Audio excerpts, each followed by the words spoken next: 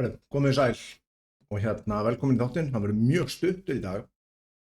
Ég gat ekki annað en að gert smá svona þátt sem ég ætlaði ekki að gera vegna þess að já, það kom nú frétt, ef frétt skeyti kalla, á RÚV og ég ákvað að svara því, ég verð bara, ég get ekki látið að vera að svara þessu. En byrjum á að kíkja hvernig fréttin áður en við byrjum. Margar ungar konur og kvár upplifa að kynjajafnrétti hafi farið aftur. Eitruð karlmennska og kvenfyrirlitning þrífist á samfélagsmiðlum. Í ár svokallað kvennaár í tilefni 50 ára afmælis kvennafrídagsins og hálfrar aldar baráttu fyrir jafnrétti kynjanna. Boðað var til þjóðfundar ungra kvenna og kvára í mars. Í nýrri skýrslu þjóðfundin kom meðal annars fram að fundargestir hefðu verið sammála að bakslag hefði orðið í jafnréttismálum. Svona það sem var kannski mest kallað eftir var í raun bara að við myndum eiga þetta samtal. Eitruð karlmennska og kvenfyrirlitning fari vaxandi á samfélagsmiðlum og vegna áhrifavalda eins og Andrew Tate. Bakslagi dálítið að byrja þar og við erum dálítið að missa af þessum mannlegri tengingu. En lífið okkur orðið þar og þá ekki verið að taka þessa samræðu og undirstaða haturs byrjar þar. Íhaldssöm viðhorf, jafnvel úr pontu Alþingis, hafi ýtt undir skaðleg viðhorf til jafnréttis kvenna og transfólks. Manni finnst alltaf þegar maður skoðar samfélagsmiðla, þá maður svolítið svona hvað að verða heiminn, en þegar maður í kringum krakka, þá þetta ekki svona slæmt. Meiri kröfur séu gerða til stelpna en stráka. Þeim sé hrósað fyrir að vinna við störf þar sem konur hafi verið meirihluta en stúlkur sem leiti karlastéttir þurfi sífellt að sanna sig. Væntingarnar sem við höfum til kynjanna og hvernig það leggjast ólíkt á karlmenn og konur. Umræða vanda drengja í skólakerfinu og menntunarstig karla gangi út frá því að vandamáli snúist að karlar séu í minnihluta í háskóla. Þegar raunin sé að karlar þurfi ekki að mennta sig til að njóta sömu virðingar og konur eða fá sömu eða betri kjör. Baráttan fyrir jafnrétti sé fyrir okkur öll. Þetta ekki bara konur sem eiga að taka þessa baráttu á sig, heldur þetta við öll. Ok, byrjum bara alveg á byrjun, konur og kvár.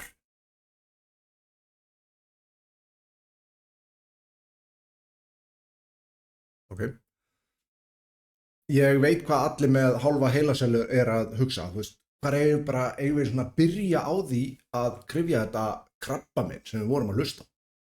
Sko allir sem hlustuðu á þetta einslag í fréttatíma RÚV, í aðal fréttatíma RÚV, heyra að það engin fréttarn á ferðinni. Það bara fáránlegt. Þetta væri fínt einslag á einhverja bloggsíðu miðaldra feminista með 8 lesendur en í sjónvarpi allra landsmanna. Ja, allra landsmanna, RÚV já. Innslag að óljósir aðilar út í bæ hafi þá tilfinningu að einhverjir gætu verið að segja eitthvað ljótt eitthvað sem ekki skilgreint til að gefa í skyn mælistika sem enginn getur séð og mismunandi eftir tilfinningu hvers og eins sé eitthvað að hreyfast og eitthvað að breytast.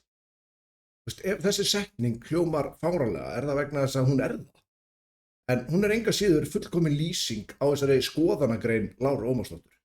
Svo ég get ímyndað mér að hafa verið nokkurn veginn svona þegar hún heyrði óvart orðið karlmennska og ákvað að skrifa þessa frétt.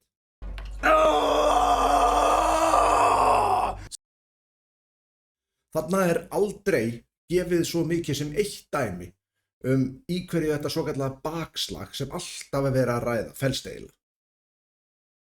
Það eina sem okkur gefið þarna eru vel valdar manneskjur að gefa almennt álit sem segja í rauninni mikið af orðum á þess að vitna í nokkuð skapaðan hlut. Þarna hvergi talað einhver lög sem standi til að breyta eða muni hafa áhrif á konur. Það engin dæmi kæru eða ákæru hatursorð eða neinu tagi. Ekki eitt einasta orðum hvar halli á konur í samfélaginu á nokkurn hátt. En það bara engin slík dæmi til. Ekki einu sinni einhver atburður sem að getur sýnt fram á að sé fótur fyrir þessari tilfinningu aðilans sem skrifar þessa frétt. Með öðrum orðum, þarna ekkert áþreifanlegt sem raunverulega hægt að nota til að mæla það sem að fréttamaðurinn að halda fram. þessi fréttamaðurinn að halda fram eins og bara óhrekjanlega vísindalega staðreynd sé að ræða. Þarna það ekki rætt við neitt sem notaður sem dæmi að þessi tilfinning fréttamaðsins sé rétt, eða það ekki rætt við neitt sem annarra skoðunar, enda myndi slíkt teljast líklega vottur af alvöru fréttamennsku og það engin þörf fyrir slíkt í skoðanagrein sem fær af einhverjum ástæðum pláss í aðal fréttatíma RÚV. Þú getur sagt fréttum að Siggi í mötuneyti RÚV sé þeirra skoðunar að kókomjólkin sé ekki eins góð og hún var fyrir ári síðan.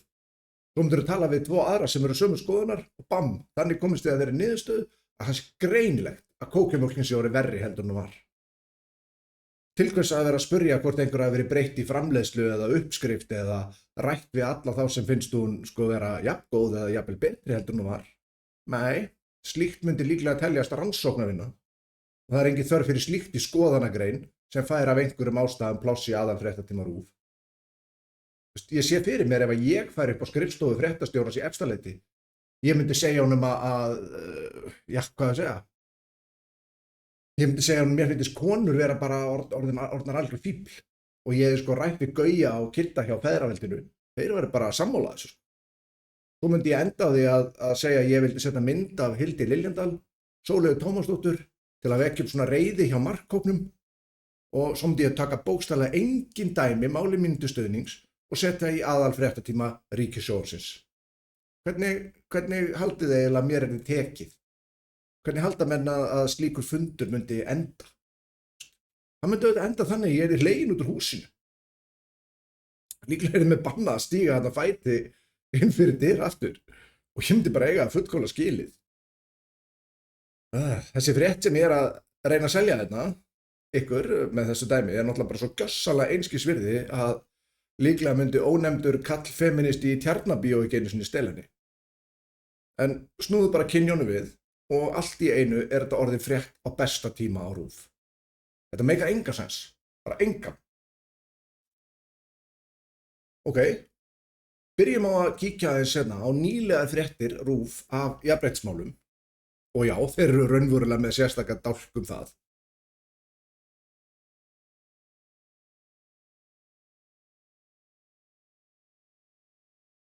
Það þarf engin sérfræðing til að sjá að hér ekki verið að segja neinar fréttir, heldur snýst allt bara þarna að það verið að koma einhverjum ákveðnum sjónarmiðum að rúttarta á framfæri. Skoðum einfaldlega af hverju hún ofan á að vera glórlaus, bara full af holum og ósamendum. Förum bara að byrjuna, það orðið sem alltaf verið að ræða undanfarið, bakslagið. Ég hef komið oft inn á það upp á síðkastið.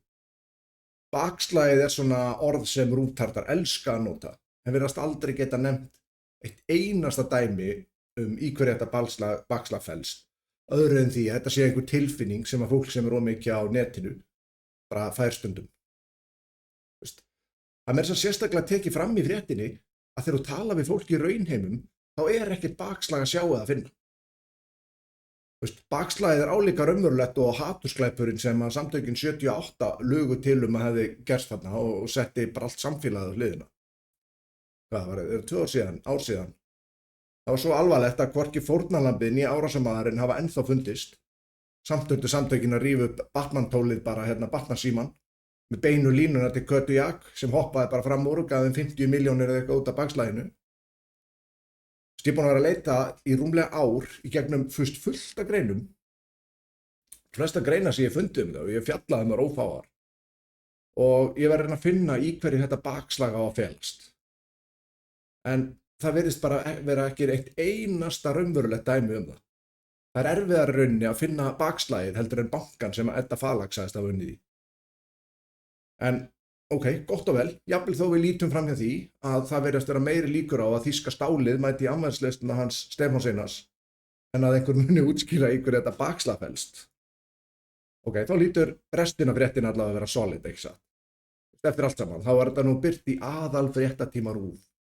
Og restin lítur að vera betri en þetta. Wrong. Í þættinum til dæmis kallað eftir samtali og nauðsynlegt sé að eiga þetta samtal, en fréttamaður passaði sig á því að eiga ekkert samtal, ekki neitt, við neitt af þeim sem að kom fram í þessari frétti eða nefndur í þessari frétti eða neitt. En, ég býst við að við þurfum að líta fram hjá því líka. Og næst sagt að eitruð karlmennska og kvenfyrirlitning fari vaxandi, meðal annars vegna áhrifavalda eins og til dæmis Andrew Tate. Þetta pínufyndið, ég verð bara að segja alveg svo þér. Andrew Tate nefnilega fullkomið dæmi svona blóraböggul sem alltaf skellt í þegar fólk sem hefur engin raunveruleg dæmi og algjörlega komið úr snertingu við þetta málefni, þá tekur það alltaf Andrew Tate sem dæmi. Það var alltaf skellt í Andrew Tate nafnið til að kalla fram einhverja svona tilfinningar, meðan staðreyndin svo að Andrew Tate hefur ekki skipt máli í mörg ár. Ekki taka mín orð fyrir því, sjáðu til dæmis það sem að höfundur Adolescence þáttana hefur Andrew Tate og hans viðkoma á svona málum að segja. Especially when you're dealing with incel culture, manosphere. I know Andrew Tate's name is mentioned in this, although you've said you don't really want the show to be dominated by that name. It is mentioned in this show, but it's only ever mentioned by adults. And that's really deliberate, because Andrew Tate is the way that adults understand this issue. Whereas actually, the people who are doing the real damage are not him. He's not taken seriously by kids. Og eins og hann segir, þá því nafni alltaf skellt upp af liði, fólki sem í rauninni veit ekkert málið. Þegar fólk fer að tala hvað Andrew Tate sé hættulegur og við þurfum að passa, að þessi ekki vera að hlusta á Andrew Tate, þá þetta svona eins og að verið sé að ræða NBA í dag.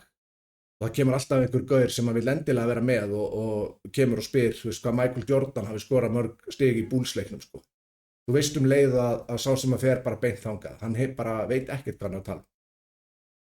En lítum fram í því líka, ofan á að fréttir fjalli óljósa tilfinningu, ónefndra kvenna út í bæ, ekki að vera í samband við neitt sem bendlað við málefnið.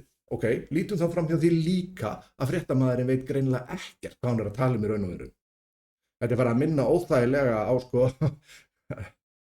Þetta farið að minna óþægilega á ríkislögreglustjóra og að fara yfir vopnalögin sem pabbi hennar hefur brotið í gegnum tíðina.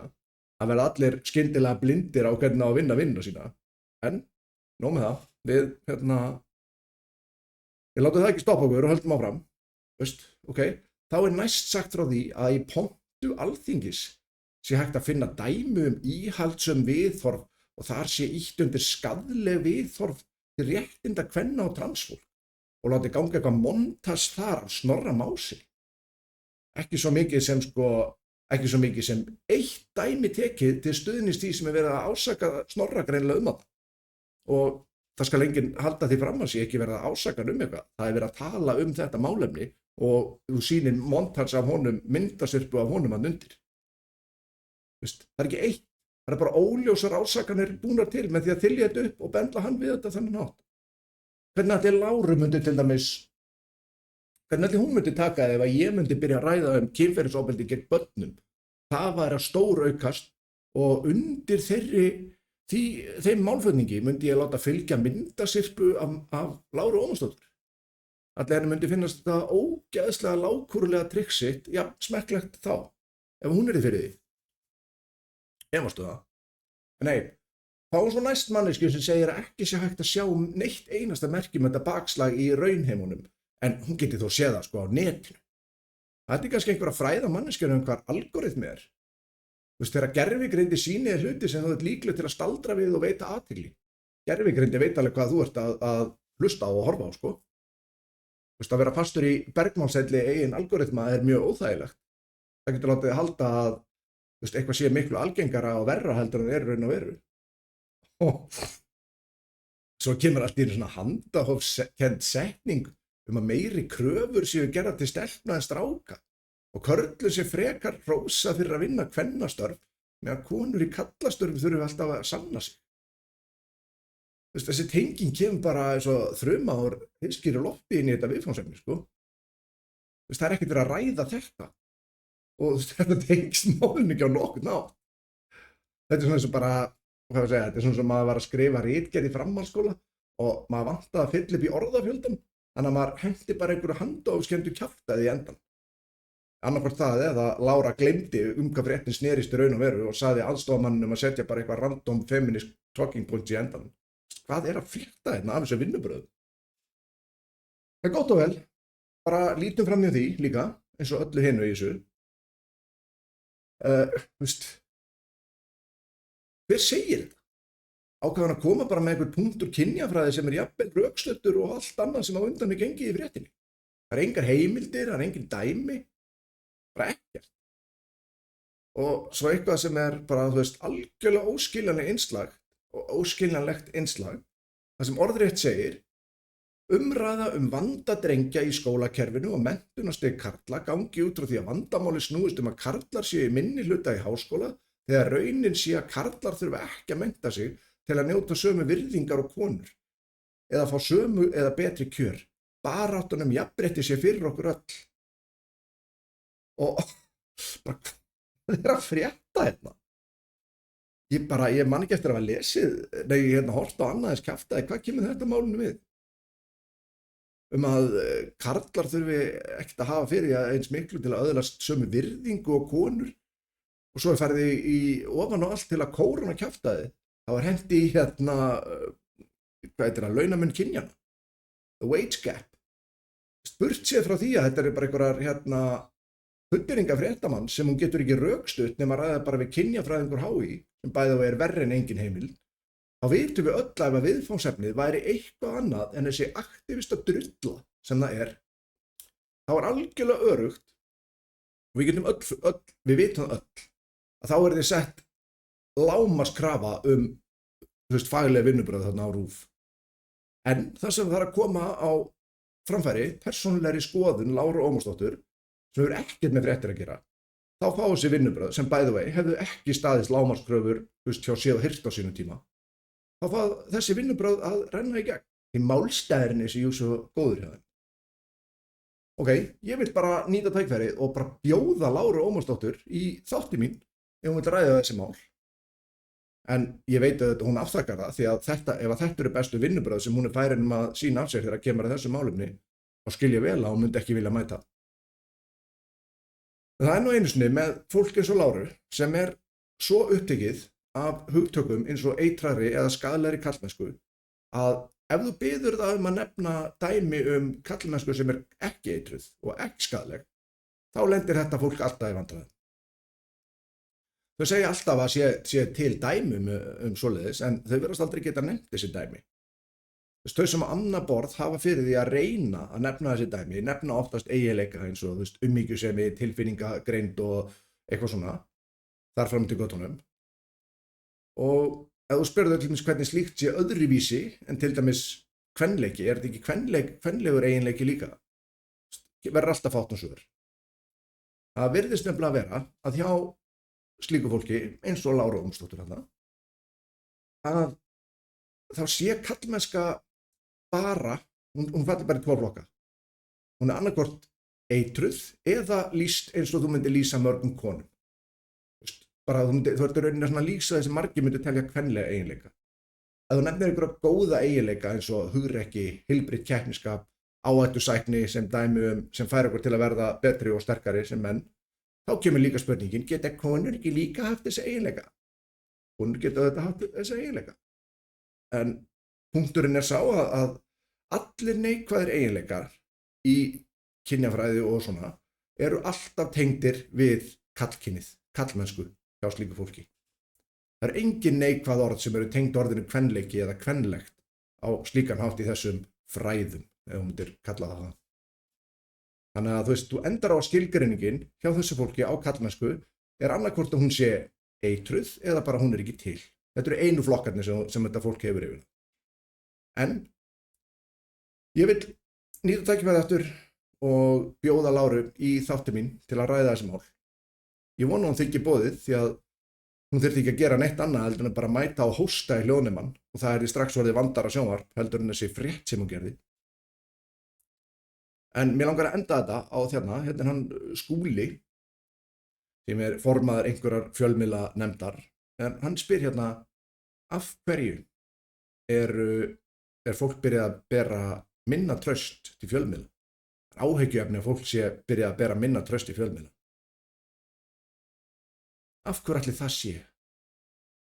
Ég er viss að þetta sem ég var að fjalla og þessi grein á Skúla eru algjörlega ótengd en ég læti ykkur að ákveða hvort þið eru með eitthvað svar við því, hvernig það geti verið að fólk sé farið að bera minna traust til fjölmiðla. Það hefur örugglega ekkert að gera með vöndu vinnubröð eins og Lára er að sýna það.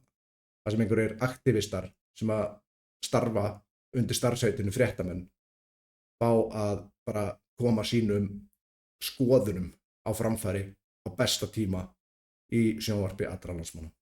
Örugglega ekkert með það að gera. Takk fyrir mig.